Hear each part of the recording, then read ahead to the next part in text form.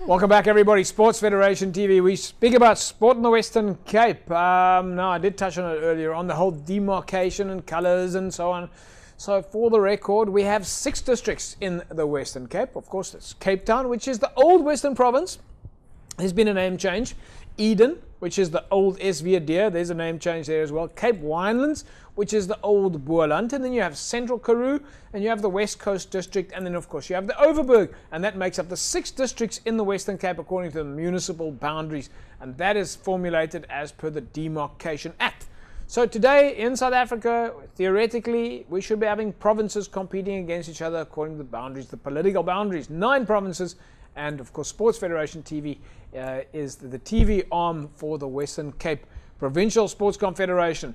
We are still going to be talking about a number of things on the show this evening, but starting off now again with ice hockey, and my guests on the show with me from Western Province Ice Hockey, Nadine Sheffield and Caryn Maart. Ladies, welcome to Sports Federation TV. Thanks for having us.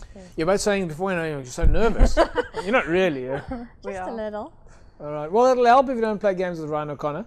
All right. So, Nadine, let's start off with this year. You're a referee at ice hockey. How did that all start? Well, basically, when I first started playing ice hockey in 1997, we obviously had to play games, and there was refereeing going on. And my first national team coach, Dave May, told me, "You know what? Come and line this game with me. I need to learn. You need to learn. You need to be taught." And was this all at Grand West? No, believe it or not, I came from Joburg in Krugersdorp. All right. And they got an ice hockey rink in Krugersdorp. They had one, but now there's in Pretoria, Northgate, mostly there's 2 ice rinks in Pretoria now. All right. So yeah, and there's a couple in Durban and PE. And Caryn, are you a Cape Town girl? I'm a Cape Town girl, born and bred, yes. Born and bred. And how did you get into ice hockey? I started working with figure skaters, doing just off-ice conditioning with them, and then took skating lessons just to learn how to skate. Off-ice conditioning, what is that? Yeah, so It's basically... are you a fitness conditioning coach? Yeah, so I work with kids just on general fitness off the ice, so that they're conditioned to get better on the ice, so they can actually endure through their programs, and then with ice hockey players as well, just so that we can actually last a full game. So what's the average age of the kids that start? And do they normally go from figure skating through to ice hockey? Is that the kind of the migration? Yeah, it kind of generally happens like that. We oftentimes get kids coming off public sessions, and then they want to play ice hockey because it's a cool sport. And then this year, actually, we've had quite a few girls come over from figure skating, and it's helped so much because their skating skills are so much better. And that's the biggest hurdle we have, is once you actually can skate and you can get over that hurdle, the stick and the puck is easy to learn. All I can think of in terms of ice hockey is that normally I picture a lot of people going in a circle with music, and there's lights and sort of merry-go-round music, and everyone's going, you see some people falling, and then someone announces over the ice rink will be closing in about 5 minutes, and on the other side of the glass you see these monsters getting ready to storm, so you get off really quickly. That's how it is sometimes, but nowadays it's also the figure skaters fighting us for the ice time, so we get on as soon as the top are 6.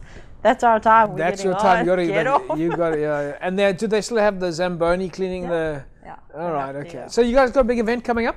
Yes, we have our interprovincials coming up in Pretoria, actually, on the 5th to the 9th of October, and it's going to be a participation of the Gauteng team, which is Gauteng North mostly, and then it'll be a combined team of the KwaZulu-Natal girls with Eastern Province girls, and then it'll be Western Province playing against them. So they'll also be doing a whole women's camp for the whole Women's Day kind of event. That's double. When is that? 5th to 9th of October. Okay.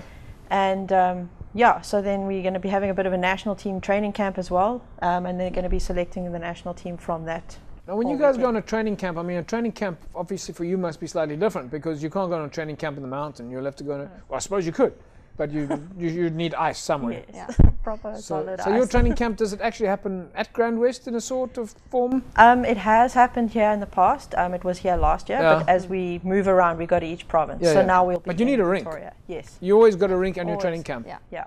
All right. So you're going up to Pretoria on your training camp. Yeah. All right. You're not actually going camping. No. No, right. Not at all. Now, of course, this year is the is it the IIHF Ice Hockey World Champs this year? Yeah. Tell us a little about that. What does that stand for? And I believe it's in Bulgaria. Yes. So it basically stands for International Ice Hockey Federation or Association, at least. Yeah. Yeah. And basically what happens is your SA teams go and compete. It's the World Championships. Yeah. And then there's divisions that they compete in. So we'll be competing this year in it's a the qualification round, for 2B. Yeah, right. It wasn't so long ago that we had the guys from the junior ice hockey world champs that were here. That was quite a big event for. I mean, that's world champs being held in Cape Town. We're also going to be hosting the under 18, I think, or the under 20 world champs, and the senior men's in April. Yeah. So that's going to be a huge event. It's always very well, advertised, and we love to get the crowds in. So if anybody wants to come support, hey. That's where we'll be. Yeah, I was going to ask you about that. For folks that want to come and watch an ice hockey match, does it work like rugby or tennis? You go every weekend and you watch a game, or our ice hockey games are generally always on a Monday night. We have either under 20 and a senior match. The ladies have basically been filtered into the under 20s teams, and then there's 3 of us that play in the senior men's league. And basically we play against each other throughout the season. So it's Monday night hockey? Monday night hockey. Monday night hockey. So you come through 6:30 until late, and we've got 2 games for you to watch. Yeah. And it's free entry. The only time we do charge is for all-star games, and that's for fundraising and interprovincials. Caryn, from a conditioning coach point of view, I find that quite interesting, the whole fitness aspect. What do you advise people to do in preparation for ice skating or ice hockey, figure skating? There's a close connection there. So do you have to be really strong? Hang on, you brought some stuff with you. Give me these boots. Firstly, it's quite difficult for me to get. Let me see these boots. All right, so we've got the ice hockey boots. I only see these in horror movies where, I don't know, apparently Chuck Norris can really hurt you with these. And those have just been sharpened, so they're pretty sharp.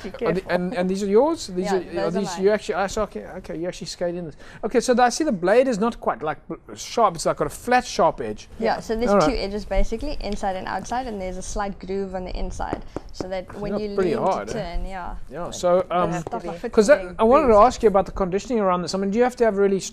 With this, your ankles obviously can't hardly move. Yeah, so some boots, depending on the brand of boot you buy, your foot can be quite constricted.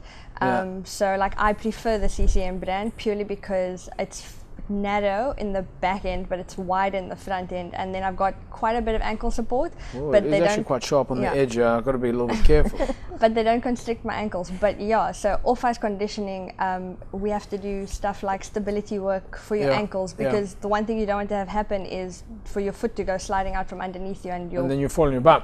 Yeah, and you could actually hurt yourself pretty badly. Yeah, and let me see that stick of yours there. Do we still call it an ice hockey stick? It's still an ice hockey stick, right. Yes. You don't have any pucks with? No, unfortunately not. I love those ice hockey pucks. All right. So this, I'm taking it, this is made up of some sort of fiberglass or Kevlar. Carbon fiber, and you've strapped it up. A little bit of tape around this. Why is that? Just so you can shoot the puck a bit more accurately? Yeah. So it's like putting chalk on a pool cue. Exactly. Yeah. See, I know my... You got obviously know my pool. Speaking about pool, folks, coming up shortly we'll be speaking to the folks from Blackball Pool, which makes up one of the Q sports. So stick around if you're a Blackball fan. In fact, don't stick around only if you're a Blackball fan. Stick around if you're a sports fan. That comes a little bit later. Caryn, what's next for you guys now? Is it all just preparation? Yeah, it's all preparation now. We've got about 5 weeks to go before we leave for our tour. We leave on the 5th, and our first game is actually that evening when we land. Right. So it's going to be quite intense, because obviously we land the day we play. So it's try to rest as much as we can. We're on a super early flight out the morning, so it's going to be a long day. But we're up for it. Conditioning wise, we make sure we fit off ice, and we're ready just to take it. All right, Nadine. We're going to leave it at that. Thanks very much for coming on to Sports Federation TV. We wish you guys the best of luck. Thank you very much. And Caryn, stay fit and healthy. Thanks. All right, make sure everybody's not twisting their ankles on the ice. Well, thank you very much. Thank you very much for having us. All right.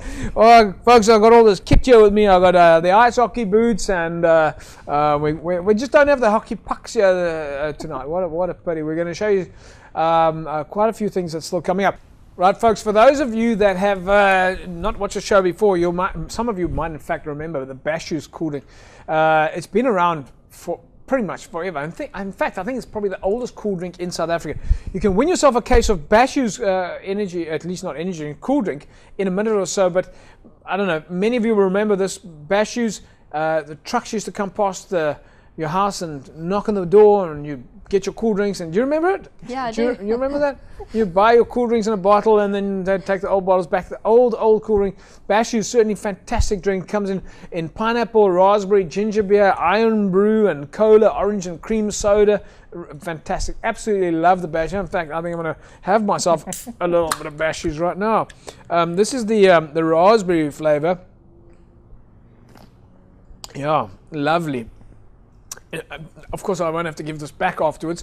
If you want to win yourself a case of Bashus, then all you need to do, you guys can't have this right now because you've got to be carbo loading or something like that.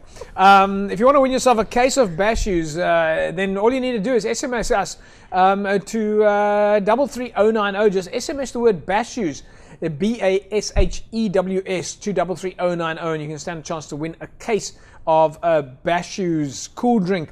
Congratulations to last week's winner, Marianne de Villiers. Marianne, somebody from Sports Federation TV will be in touch with you shortly. And you can come and collect your case of Bashus cool drink. I'm just going to... Yeah. Folks, we're going to be back after the break. We're definitely looking forward to speaking a lot more sport. And we'll be talking about blackball. A lot of stuff happening in the world of blackball at the moment, and part of Q Sports. Fadli Adams and Nutfi Nasip will be joining us. We'll be back soon.